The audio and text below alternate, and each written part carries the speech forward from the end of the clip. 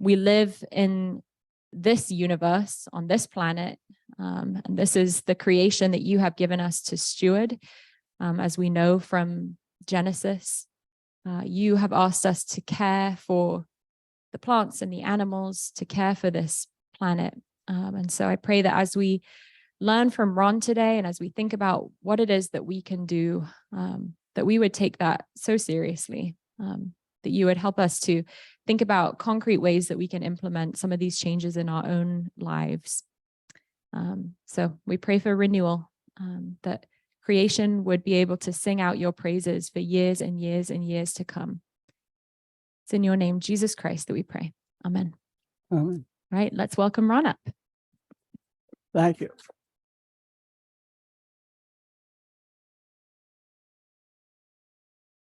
We're ready? Yep. Thank you. So today's sermon, if you were in church this morning, is the perfect lead in for talking about what we should do about climate change. These classes kind of have two parts. One is to convince you first of the importance of thinking about climate change.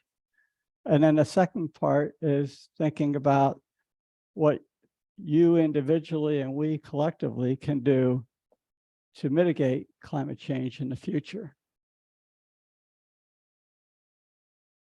So the thing that's going to be a recurring theme through this talk is fixing climate change is hard. It took us from the Industrial Revolution, which is something like 1750, to today to get into the mess that we're in. So we've had a lot of time creating the mess. It's going to take a while to get us out of the mess, and it's going to require a lot of more changes, just like the Industrial Revolution brought lots of changes. There's two words that float around when you start talking about climate change and doing something about it. One is adaptation. What adaptation means, adapting to climate change. It's things like building higher seawalls, constructing more reservoirs to control both droughts and flooding. You turn flood-prone areas into parks, or some areas that you don't need to fix the infrastructure every time it floods. And then the second one is mitigation. Mitigation means I'm going to take an action now that's going to have an impact in the future. So you make changes to reduce emissions so that you can have smaller future climate changes.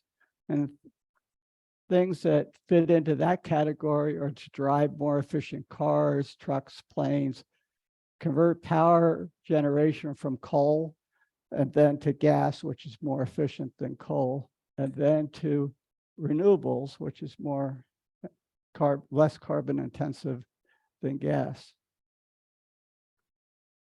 Also, you have to talk about reducing population growth, which is kind of a fundamental thing that's at the bottom of a lot of society's problems. And it's at the bottom of the climate change problem. So one of the reasons that fixing climate change is hard is that there's lots of timescales involved. So the first, which is even a climate thing, it's just a society or technology thing. To go from changes in society or technology to emissions, those changes take a few decades. If you think about how long it's taken us to go from flip phones to regular cell phones, that took maybe 10, 15 years. Or how long does it take to go from, or what's the lifetime of a building? Turns out most buildings last 50 to 100 years. My house just turned 70 this year. And it's not that old as houses go. I'm sure some people here live in much older houses than that. Bridges have lifetimes of 100 years, and as the oceans rise or as river changes, that has impacts on whether bridges are even viable, or do you need to reinforce them? Power plants have a lifetime of about 30 years. Then they are typically upgraded, and some they need remodeled, but the building probably still hangs around. So those all have timescales associated with them. Individually, we all have things that we have timescales associated with them. How long do you have your car? And the car that if you're thinking about buying a car today, well, you'll probably still have that car 5 years from now or 10 years from now even. And so that's going to have an impact on your emissions. Appliances have the same kind of long lifetimes of 10 to 15 years. Industrial processes, if you build a plant to make some widget, usually that plant will be around 10, 15 years from now. Those kinds of things. So there's lots of time scales just in the society and technology side that impacts emissions before you get into the physical climate part. Then with emissions, once you reduce emissions, it takes a while to get into what the impact will be on the concentrations. We've talked about this a little bit in the past, but the impact of emissions on concentrations depends on the gas lifetime in the atmosphere. Carbon dioxide has a very long lifetime. Half of the CO2 that came out of your tailpipe will probably be around 100 years from now, still in the atmosphere. And a third of it, or somewhere between a third and a quarter of it, will be around 1,000 years from now. So you're talking about very, very long lifetime. So you can see in this top picture, these are a bunch of potential future emissions. It's probably hard to see these scales, but this goes from 1850 up to 2100. And so present day is right around here. And these futures have various things. You can see this blue line wants to reduce emissions from CO2 starting today very steeply and go down to zero by 2050 or 2060 or so. This top one is very close to the emission scenario that we're on. But if you come down here and look at the bottom picture, you can see that all is happening to the CO2 concentration, which is really what's impacting, what's making the Earth warmer, is the concentration, not the emissions. That even in the blue line where the emissions go down to zero, basically it just makes the blue line, the concentration, flat. And that the more emissions you put in just makes the growth steeper or less steep, depending on what the emissions are. If you come over to a gas like methane, which is the CH4, those emissions have a quicker impact on the concentrations because methane only has about a 10-year lifetime in the atmosphere. And these guys over here, they have about a week lifetime in the atmosphere. So sulfate, that produces a lot of the smog and the bad air that you breathe in the summertime. It comes from sulfate. So when the emissions drop to zero, basically the concentrations have dropped to zero within a week or two, the same way. And in fact, this experiment actually happened when the Twin Towers fell and they grounded all the airplanes. The air cleaned up quite a bit, and during that week that they were grounded.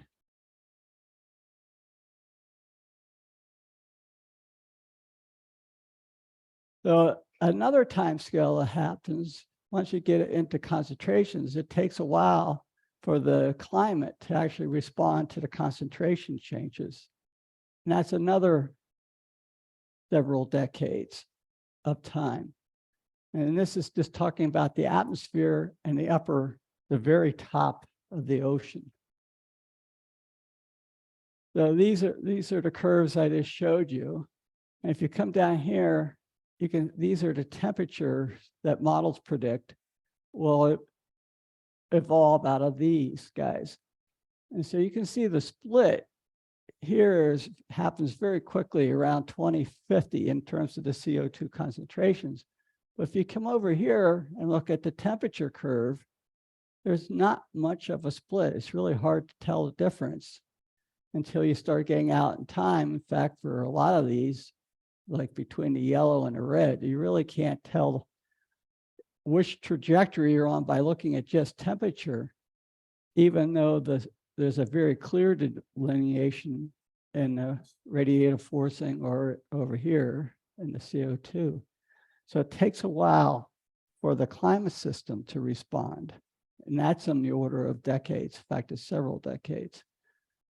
And just in passing, as I'm talking here, I should note that I don't consider this light blue line. I'm not an expert in this field, but this seems unreasonable to me, that we're going to be reducing the emissions that fast is what this says. In fact, as I said, these emissions actually split in 2015.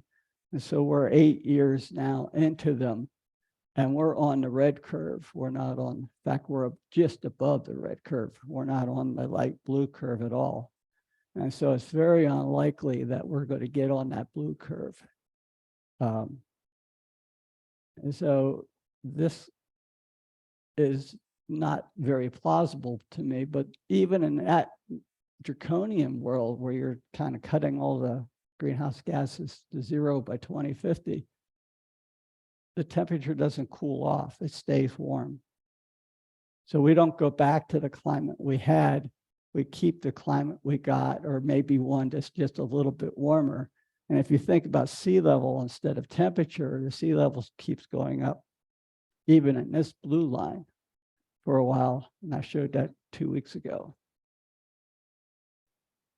So the last of the long time scales is once you think about the atmosphere in the upper ocean, then the heat slowly penetrates down into the deeper parts of the ocean, which unfortunately has a big impact on sea level rise, which is why sea level has this very long time scale associated with it.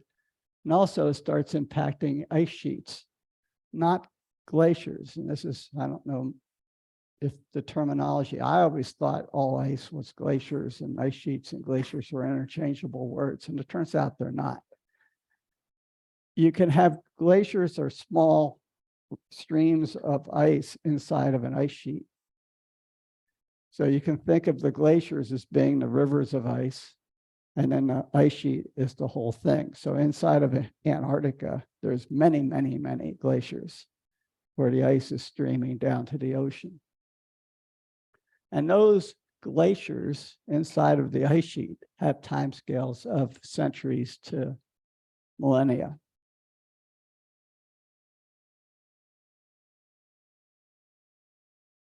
So the implications for this is that there's some future warming already built into the system. If you could magically snap your fingers and keep the concentrations fixed at today's levels, the planet was still warm for the next 10, 20, 30, 40 years.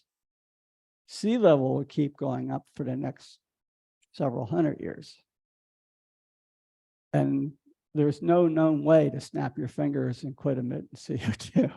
So that even in that n-member case, the climate will keep changing, which means that our old climate's gone.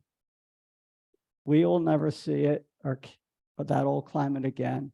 Our kids will never see it, and their grandkids and our grandkids will never see it again. That's just gone. It's already built into the system. The thing that we can do is impact the future warming. So start to talk about actions that we can do to fix it. Back in the 70s and the 80s, there was a lot of talk about no regrets actions. And these involved using less energy or having more energy efficiency.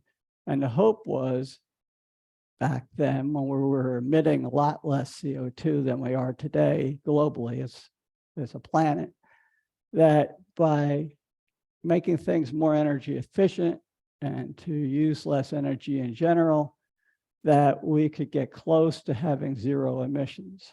That was the hope. And that involves things like more efficient furnaces and air conditioners and other home appliances, things like turning down your heat in the winter and turning up the temperature in the summer, or turning down the AC in the summer, to wrap your hot water heater, use less hot water, more energy efficient lighting in cars, and use public transportation. There was a big movement, particularly in Europe, of walking and biking to where you want to go instead of taking your car. And so the question now is, will this get us to near net zero emissions? And we'll get nowhere close doing that. But it is a step in the right direction. It's something that has to happen along the way, but it won't get us back to zero emissions. Now, policies that could help. These are policies that governments would institute, or even globally, if possible, could institute. And you might have heard, if you're reading about these kind of things in the papers, politicians argue about these things. And there's several main ways to try to reduce the carbon emissions.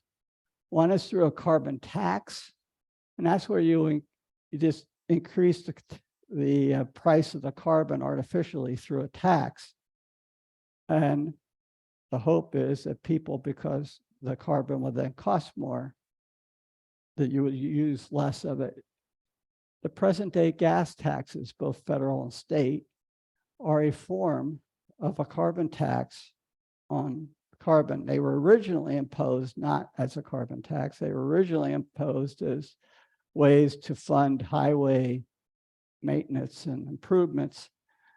But that money now is almost, especially in places like California, is being used as a penalty for buying and using carbon. It's actually really is a carbon tax now. There's something called carbon capture and shading of the earth, which involves carbon capture, involves burying the CO2 from the atmosphere somewhere to get it out of the atmosphere. Shading means literally to reduce the sunshine from hitting the earth, and I'll talk about that more in a second. There's something called carbon trading. In fact, New Jersey participated in carbon trading. We've been in and out of carbon trading block of Northeast states. I think right now we're in again. And the idea there is you give industries a certain amount of credits that they can, or chits, to use carbon, to put carbon into the atmosphere. And then if they don't use their chit, they can go try to buy the chit from somebody else, which then puts a price on that carbon. So, and then the idea then is for a regulatory agency that sits over top the whole thing to reduce the amount of chits that there are over time, so that people gradually get to where you're using much less carbon.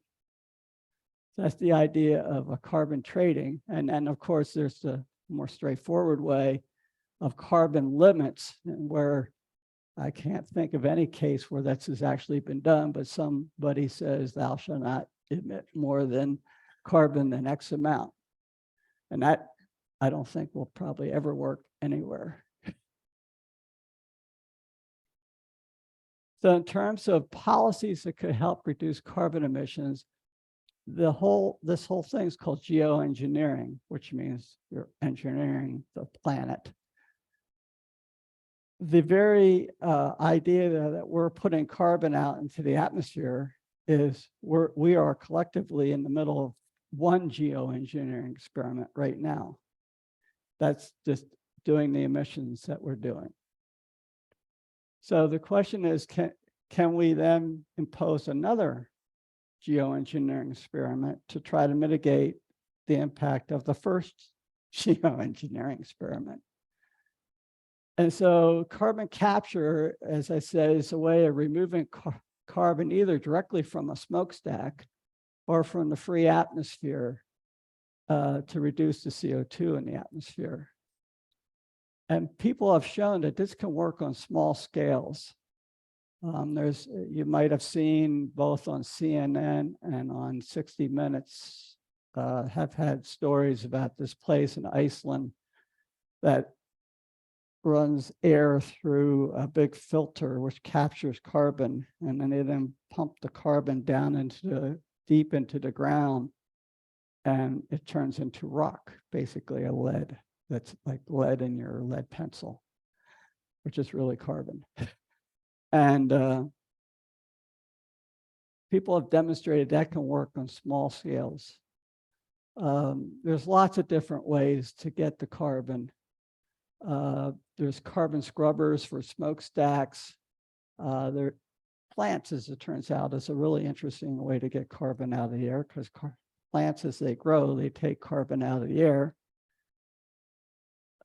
The problem with almost all these methods is you can get the carbon out of the air, but where do you put it? So one way is to put it is that if it's still CO2 as a gas, you pump it down deep underground into the aquifers that exist and make seltzer water, basically deep underground.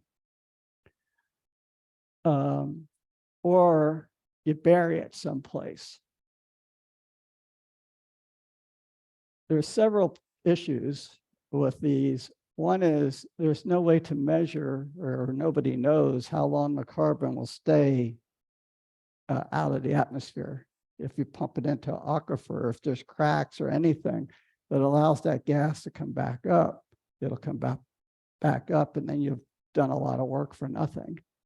It takes energy to get the carbon out of the atmosphere. So you're using energy to remove carbon, which usually the carbon that you're removing was used to make energy. And so there's a circular cycle involved in this whole thing. The Iceland, as it turns out, can work because they have a lot of geothermal energy available because they sit on a volcano. And so they have a lot of advantages that other places wouldn't have to do this kind of thing. And there's nothing proven to work on large scales. There's just very large technological problems with all of it. That's not to say 5 years from now, somebody might think of a way to make it work. But right now, there's no real good way to make it work. The second geoengineering thing to do is to shade the earth, meaning you block the sunshine from hitting the earth. You may know that when volcanoes go off, very large volcanoes go off, they send sulfur dioxide into the stratosphere, which then precipitates out and makes little particles, which we call are called aerosols. And those little particles float around in the stratosphere for 1 to 3 years before they fall back out. And while they're up there, they reflect sunlight.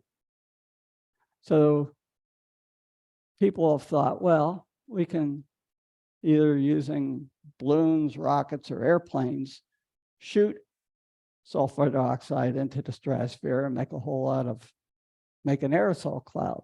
The problem then, of course, is you're shading the earth and you're inhibiting sunlight from hitting the plants that you want to grow food, which is a problem.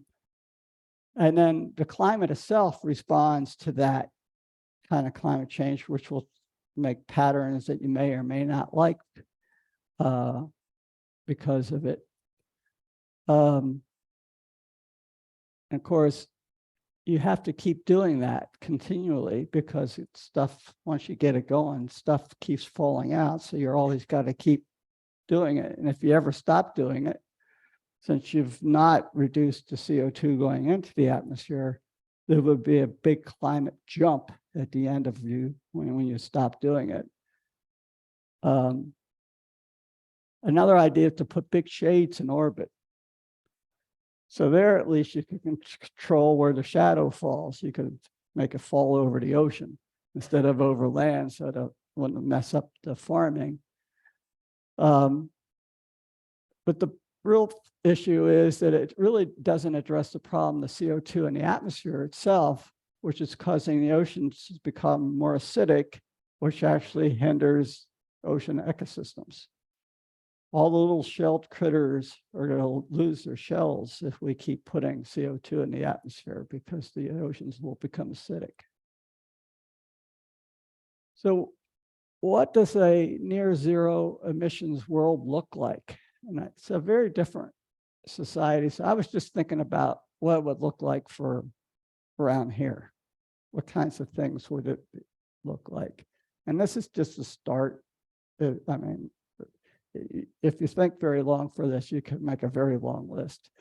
The things I thought about is, instead of getting power like we do right now from fossil fuels, you would get power from the sun, the wind, water, and nuclear. Water management. In the East, this isn't a problem today, but it's going to become a problem as we go along. And out West, it is a problem today, where you should really have two water systems, one for potable water, the stuff you want to drink and wash your dishes in, and brown water, the stuff you can water your lawn with. You really don't need potable water to water grass, or even to wash your car for that matter.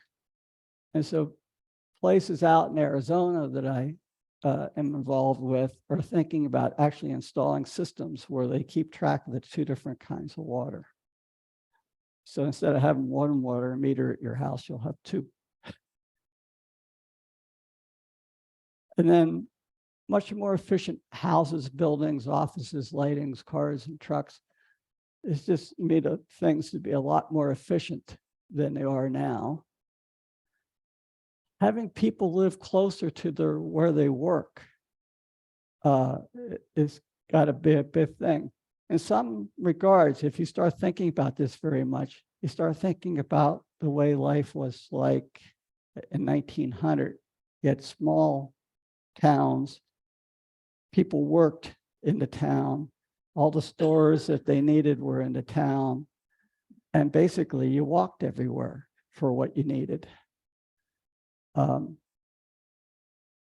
Most of Europe, or a lot of Europe, is still like that. Places like the United States or Australia or China are not like that so much anymore, where people are scattered all over the place. But I think we're going to have to go back towards that. And then locally grown foods are going to be becoming more and more important again. And so what you see in your supermarket will become much more seasonal. You won't get things that are out of season locally.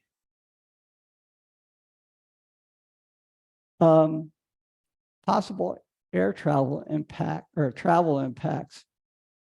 I don't know of any technology for airplanes that would make them not carbon emitting. I've seen prototype planes where they have solar panels over all the wings, and those things can fly, but they can't fly far, and they certainly can't fly with many people in them. So rail can be made efficient because it uses it can be used. You can have electric rail like we do in the Northeast, and it's not diesel driven rail. And so electric rail could be made efficient. And of course, mass transit will have to be involved a lot more than it is today. And this one stupid thing, road tax system needs to be rethought. Right now, it's all fossil fuel based. And as we all start going towards hybrid cars and then electric cars, there won't be any fossil fuel taxes anymore. So how's that all going to work? So it's going to be a different world. And then another thing to communicate is the whole planet's in this together. If we, one way to think about it, if I reduce my fossil fuel usage to 0, it really doesn't help the planet very much at all. There's another 8 billion people out there that need to change. And so that rule applies to, Allentown, to New Jersey, to the United States. And we all have to do it together to make things work. So it's a shared responsibility among nations. And there's going to be climate winners and losers in all the state, in all these scenarios. And there are already climate losers right today. There's several small island states that have disappeared or are about ready to disappear, and the people had no place to go. So how does that get dealt with? There's in Bangladesh, the flooding that's been occurring, a lot of it's been because the glaciers in the Himalayas are melting, and the Ganges has been much more flood prone than it has in the past. Well, unfortunately, those glaciers are about all melted. In another 5-10 years, they'll be gone. So then instead of being flood prone, Bangladesh is going to be drought prone. And that's something that's coming. The Middle East right now is under a huge climate driven drought.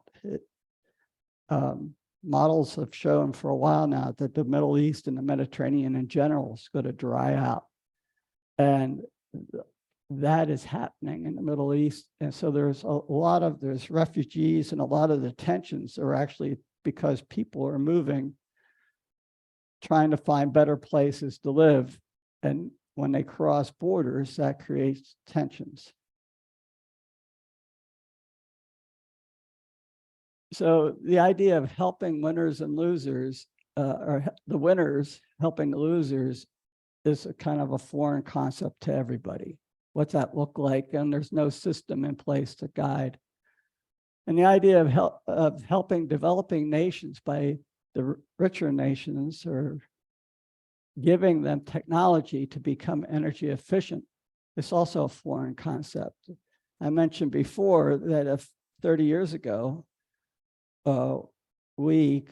Europe, the United States, had given China the technology to get power from renewables rather than from coal, the emissions would be much, much less today. Now, politically, whether China would have accepted them or if we would have given them, that's a whole different issue. But the observation is that if it would have happened, it would have really helped tremendously for the thing that we're in today. So how do you get to zero emissions? It's going to take time because it's hard. Politics will cause an uneven trajectory in this. There are several examples already that have happened. Australia went from being like us to imposing pretty severe taxes to switch from coal to natural gas and renewables. That then hurt the coal miners and other people with very little impact on their environment, which then caused the political situation to change in the next election cycle, and people came in that were much more fossil fuel friendly, and then they flipped back again. So they've actually gone through a cycle and a half, almost 2 cycles now of this. Germany has also done a similar thing. So I suspect that the United States will do something similar. In fact, right now, as we speak, part of the debt negotiations that are going on is Republicans want to repeal much of what was the climate initiatives or what was in the infrastructure plan. Those climate initiatives would reduce the United States emissions. So then, how much is that worth is a choice that we all have to decide collectively. And something that's not so obvious, there's a set of winners and losers if we do nothing. There'll be a different set of winners and losers from climate change if you do something, which is kind of counterintuitive, but it's the way this really works. And it makes it even harder to think about. And as the whole world needs to do this together, and is this really possible? And it's a very big problem, which means there's very big opportunities to be had, both for businesses, for countries, and for individuals. So as an individual, what can you do? Well, when it's time to replace your cars, appliances, your roof, your lawnmowers, consider carbon. I'm not saying you should buy one machine versus another or whatever. I'm just saying right now, most people don't consider carbon very much when they talk. I mean, one of the most polluting things you could have is a carbon lawnmower, not a mover. But small gas engines, things, they pollute both from a air pollution sense. They make the air bad to breathe, but also they produce ridiculous amounts of carbon for the little bit of power that they generate. One lawnmower, if you mow it for an hour, I think it's equivalent to 100 miles of driving in a car. I mean, it's really crazy. Of course, voting is something. When you start thinking about voting, there's lots of things to think about when you vote. And there's lots of issues and important issues. But carbon needs to be one of those things that we start thinking about much more seriously. Both sides have plans and ideas for how to fix it. Which one works the best? And then how important is that aspect versus some other aspect of things when you start voting for people? That's all up to us to decide. And then, you think about climate change when you're investing your money, when you're buying a house, making repairs in your house, when you're buying stocks, all sorts of things. And for state and country, our representatives, or I can tell you from interacting with them, know nothing about climate change. Whether you're a Republican or a Democrat, they both have cartoon pictures in their head of how things work. They're not close to how things really worked for either side. And it's important, that's a generalization. There's a few that know, but most don't really have no clue. And for those of you that do interact with your representatives, help educate them. Support the folks that have a plan that works. And globally, there's a group of scientists, the Intergovernmental Panel on Climate Change is the IPCC, which I was part of for several cycles. And they're the people that won the Nobel Peace Prize with Al Gore. But it's volunteer work from the scientists. The IPCC, I think, employs 7 people. And is set up under the auspices of the UN. Scientists get together. They write very detailed science reports, which then are summarized into a language that you can read. They're called the Summary for Policymakers. And then there's a summary of the summaries. There's 3 different groups. And so the summary of the summary is very simple to read. And it's maybe 20 pages. And it's when most of the pages have big kind of cartoons on them. So you're talking about something, maybe 20 minutes of work. And it's written in a language that you should be able to understand because it's written for policymakers. And then that work feeds into something called the United Nations Framework Convention on Climate Change, of which almost every country in the planet is part of. I think there's 192 countries or something like that. Those are the people that sit down and think about what actions need to be taken across the many countries and around the world. They're the ones that negotiate. They're the ones that you hear about on the news from time to time. The one I can think that made the most news was the one Obama went to, that was in Scandinavia somewhere, I think Finland.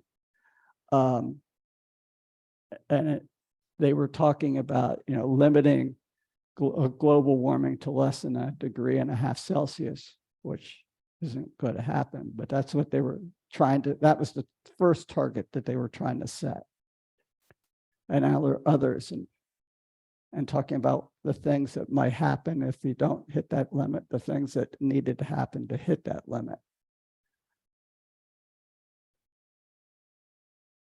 So my summary is our old climate is gone.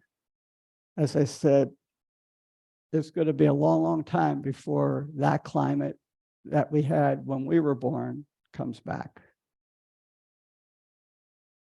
We are already committed to adapting to some climate change.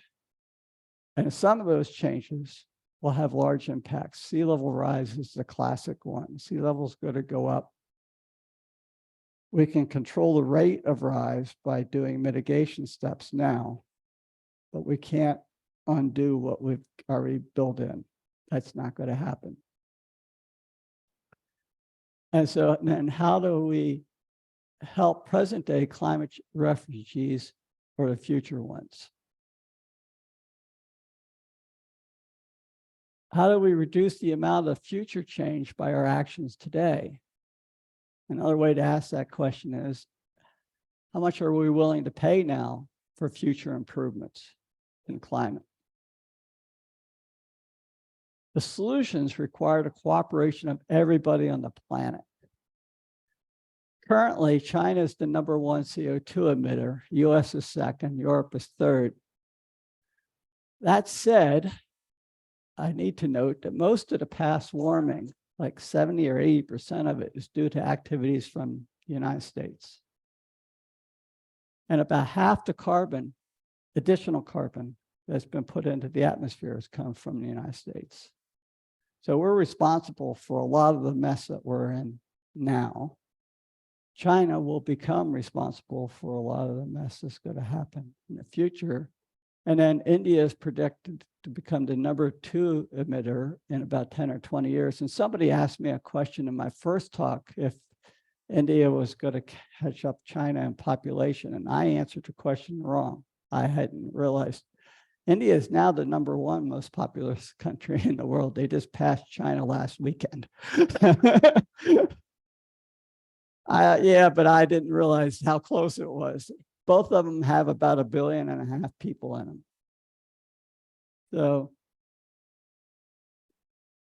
So India is poised to start making the transition from looking more like a third world country in terms of their carbon per person to looking more like a first world country.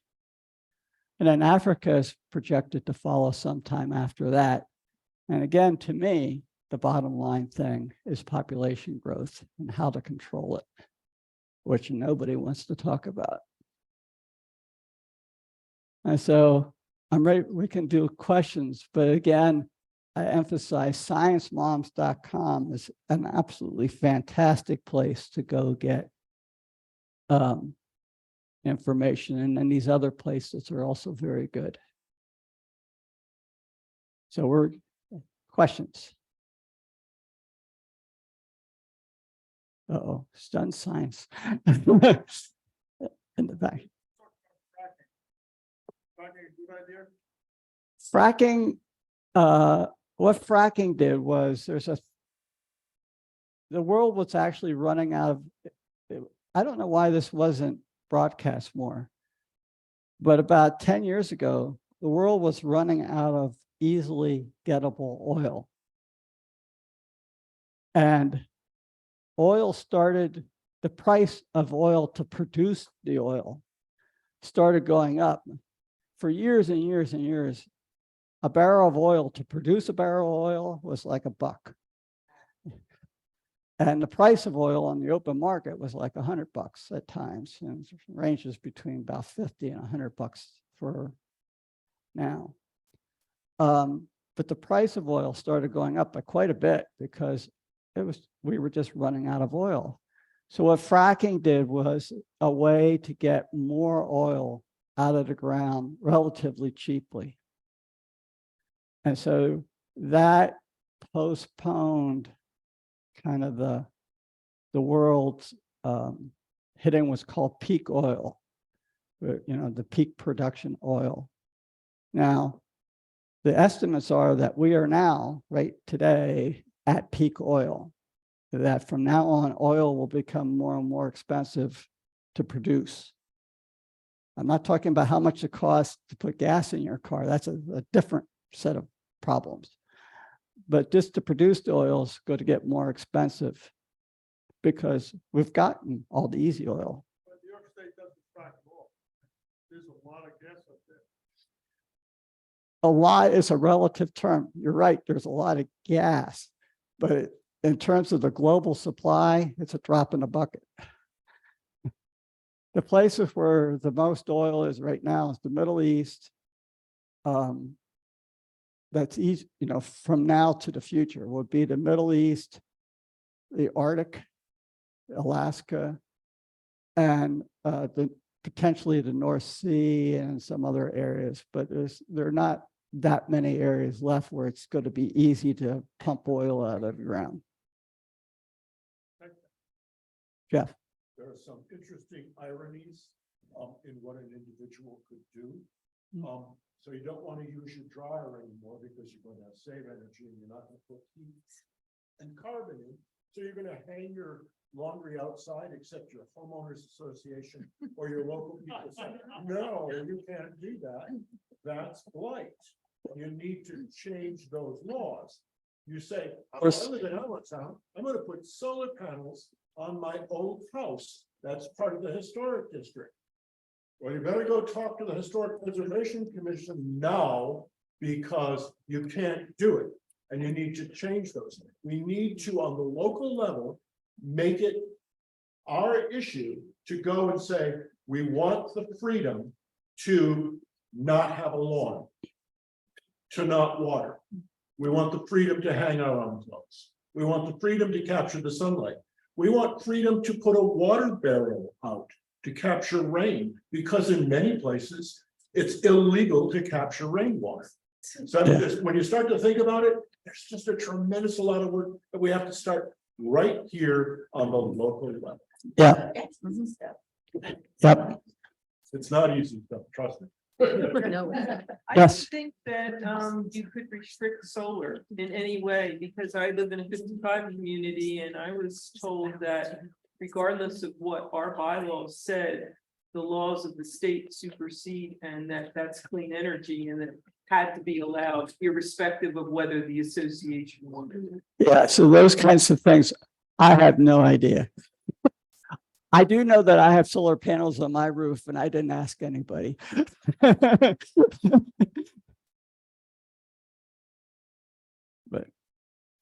yes.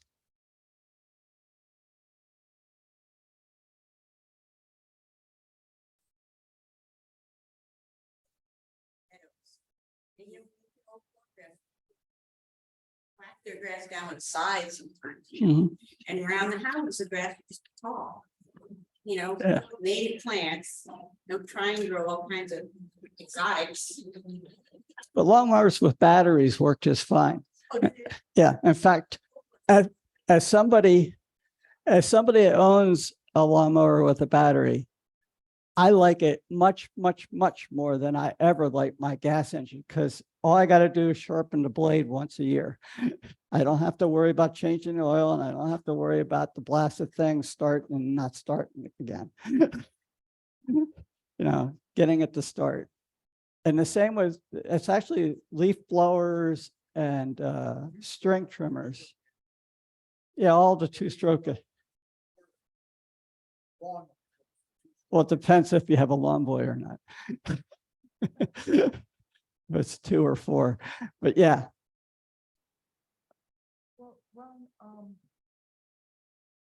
things that use batteries still need to be plugged in, right? Yep. That,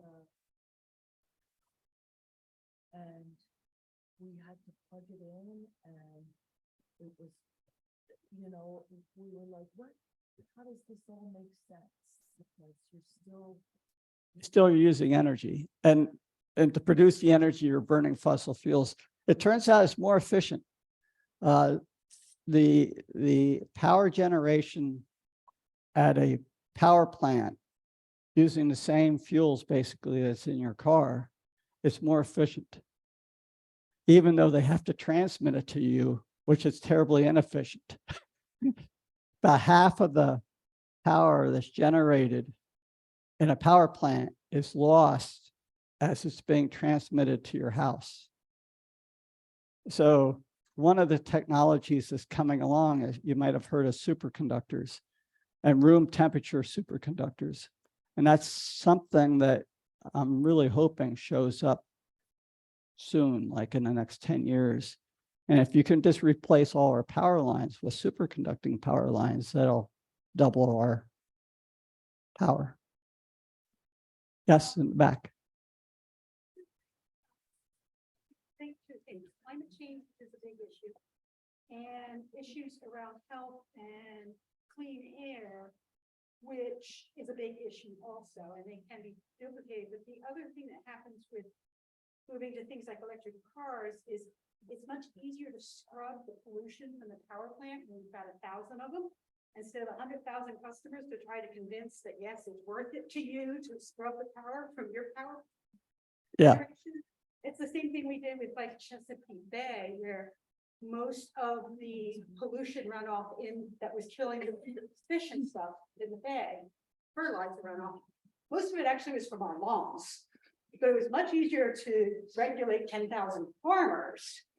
Yes. And reduce it than it was to regulate 1 million customers, 100,000 customers. Yeah, there's been a lot of good studies on that. Yeah. And farmers have adapted more efficient pesticide use much more readily than homeowners have. They've also you can monitor them a little bit easier. Yeah. Enforce it. Yep. You done? It was like I can be.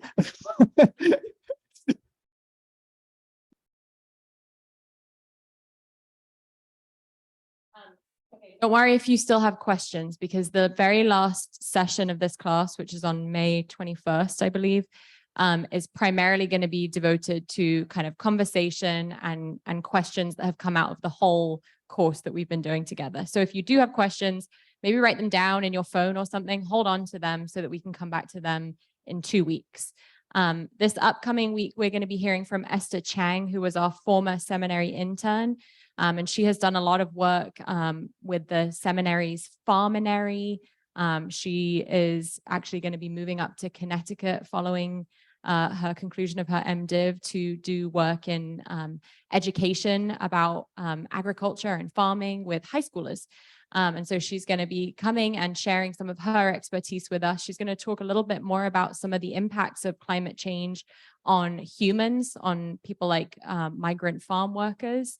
But she's also going to talk about, again, more concrete, tangible ways that we can be addressing climate change on our own. Yes, it's a massive issue, but I keep thinking of that, the quote that a journey of 1,000 steps begins, or 1,000 miles begins with a single step. Is that right? Did I get that quote right? Yeah. And so it is so important for each and every one of us to be thinking about what's our first step, right? And then also, I think for us to be thinking about how we as a church, how we as APC might be wanting to take a next step together. And the lawn movers, when we moved into the manse, actually APC bought us an electric lawnmower. And so I feel like that was just such a cool little step that APC took, you know, for us. we didn't have a lawnmower, and to be able to make that purchase and know that that's better for our environment feels like an important, first little step in this journey of 1,000 miles or 1,000,000 miles or however many miles. But the youth have come back from the retreat, and we are going to be worshiping together over in the sanctuary in just a few minutes. So I think I'll wrap us up here and invite you to come back next week and the following week, and then we'll be done. Sound good? All right, let's pray. God, thank you. Thank you again for Ron. Thank you for him sharing his time, his energy, his expertise with us. I pray that you would be just germinating a seed inside each of us, one concrete, tangible step that we can take, and maybe even creative ways that we as a community can come together to begin to just turn the tide, and begin to move in the right direction, not just for the here and now, but for the generations to come, for our children, our children's children, and many more after them. Jesus, we love you. Thank you for this morning that we have to gather, to worship, to sing, to pray. It's in your name that we pray. Amen. Thank you.